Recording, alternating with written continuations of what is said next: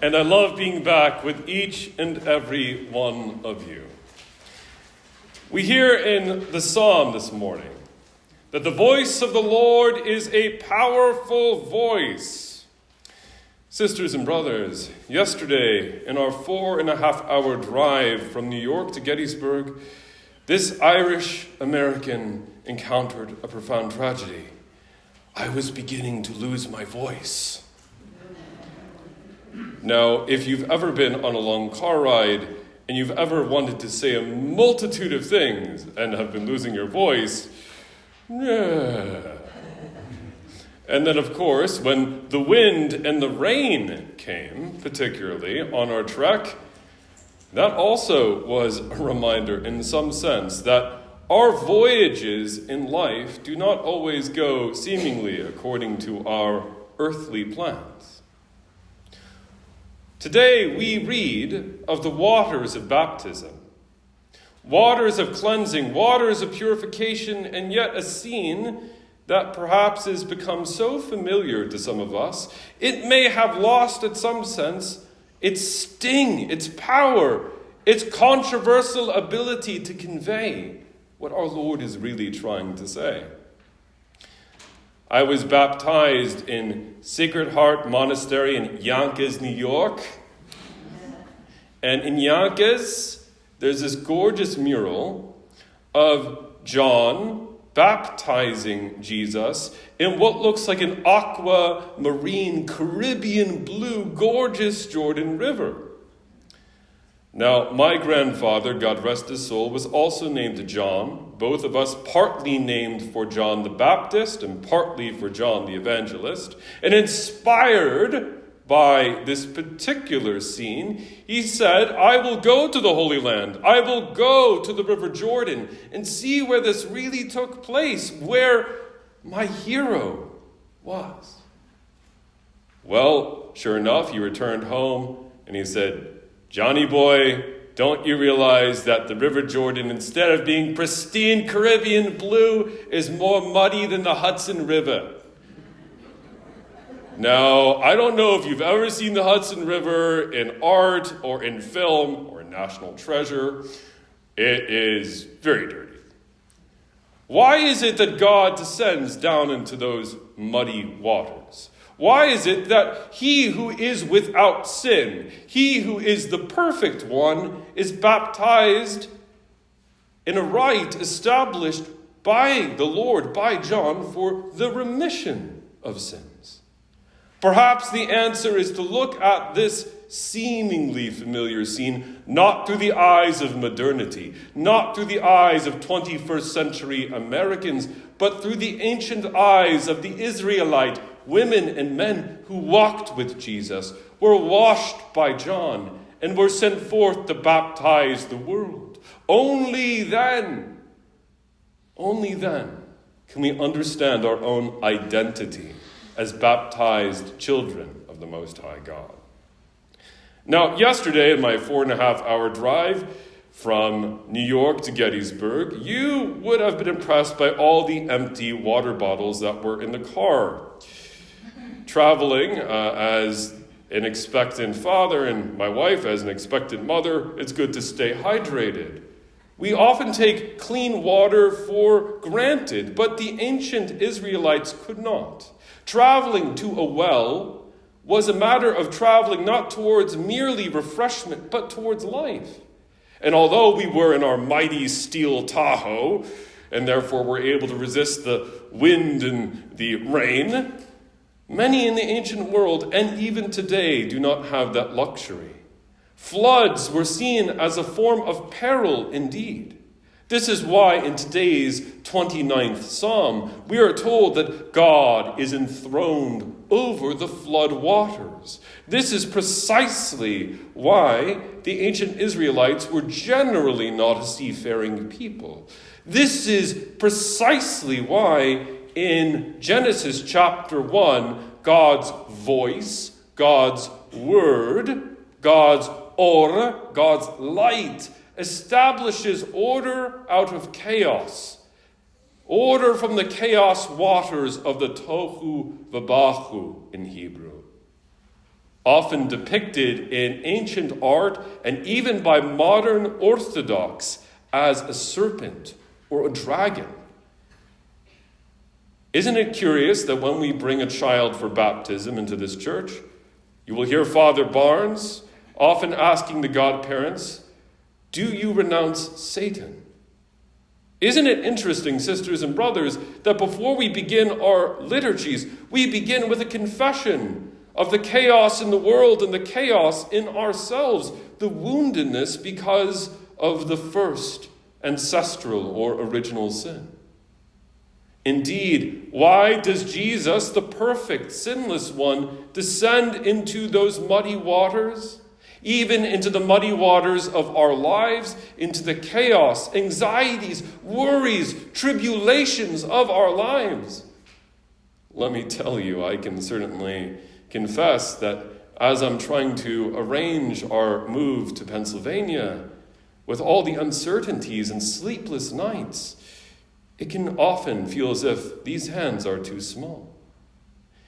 But Martin Luther, 500 years ago, when he fought with the devil, which he truly did, translating scripture in the Wartburg Castle, even throwing an inkwell purportedly at him, discovered the reality and gift of what this baptismal life is, which was held by all the church fathers going all the ways back to the days of scripture itself, that we are baptized precisely because we are incapable of freeing ourselves, no matter how much good, no matter how much righteousness.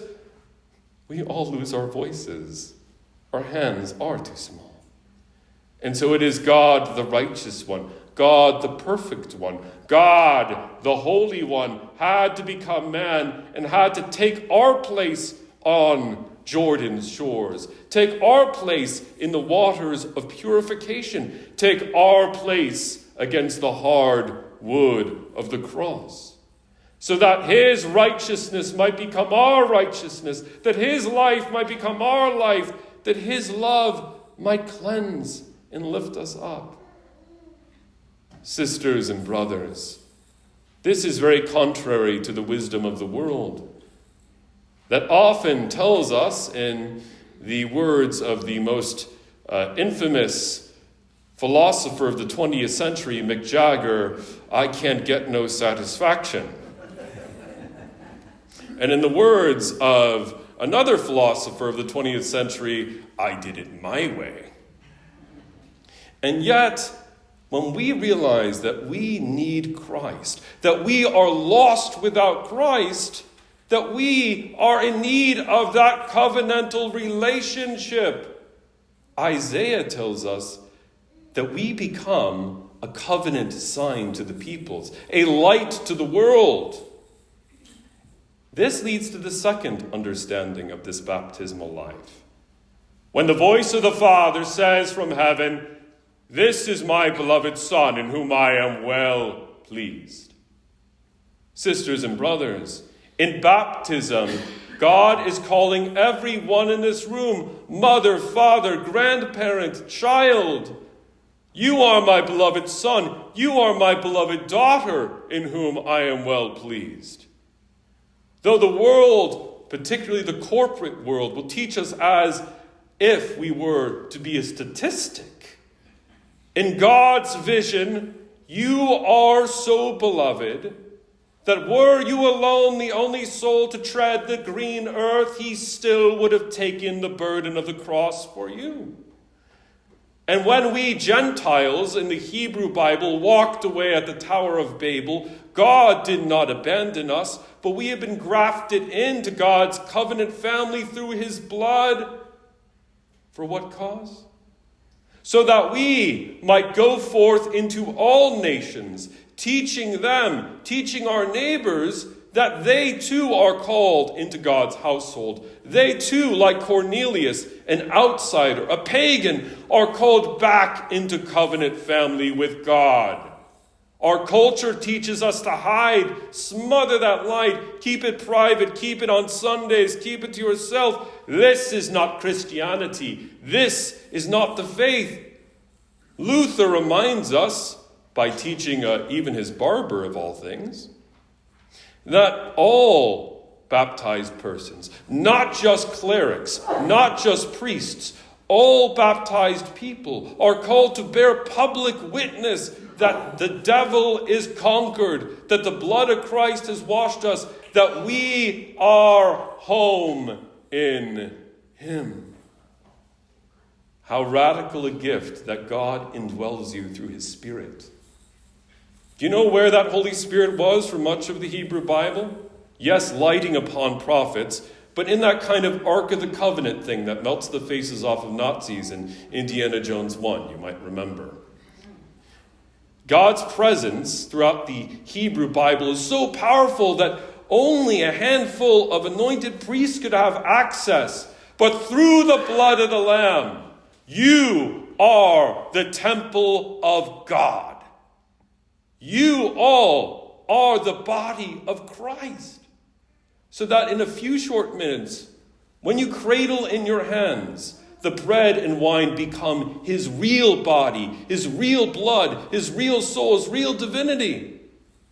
When you receive him, he does not simply vanish from you. You bear the same presence that overthrew empires, that raises the dead, that opens the eyes of the blind into the world, so that you might open the eyes of your neighbors, so that you might be a light to the world, so that you may be a city set on a hill, so that we may be the Corpus Christi, the body of Christ. Sisters and brothers, what greater joy is there to knowing that we are our beloveds, and our beloved is ours. That if anyone is in Christ, he or she is a new creation. Though we wrestle, though we stumble, we are still a new creation, and the old has passed away. Now, I don't know if I will be ordained by the time my baby daughter is born. I believe so. And therefore, I don't know if I will have the privilege of cradling my baby daughter to the baptismal font and holding her as she is baptized into the name of the Father and of the Son and of the Holy Spirit. But whether it is her being baptized by her father over here, or a minister as worthy as Father Barnes present today, I know that my baby girl will hear, even as an infant, the promises that have made this blind man standing before you alive and quickened in the Spirit today. So that through all the tragedies and worries of this world, she will know that God is with her. That God is with us. May we boldly go forward, as Joan of Arc once said, knowing that we are indeed children, in that name by which we live. In the name of the Father, and of the Son, and of the Holy Spirit.